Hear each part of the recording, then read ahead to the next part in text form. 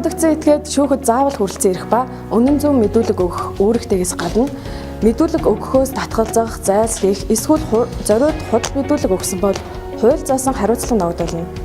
Мөн гэрчин өөрийн болон гэр бүлийн гишүүн, эцэг эх, үр хүүхдийнхээ эсрэг мэдүүлэг өгөхгүй байх эрхтэй.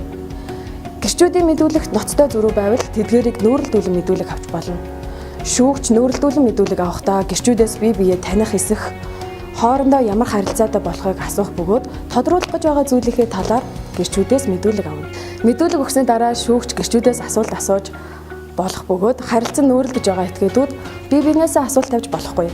Гэрч шүүхийн дуудснаар хүндэтгэн үзэх шалтгаангүйгээр ирээгүй бол түүнийг албатан ирүүлэхийг шүүхээс эрх бүхий байгууллагад даалгаж холбогдох зардыг гэрчээр гаргуулахаар тогтоож байна.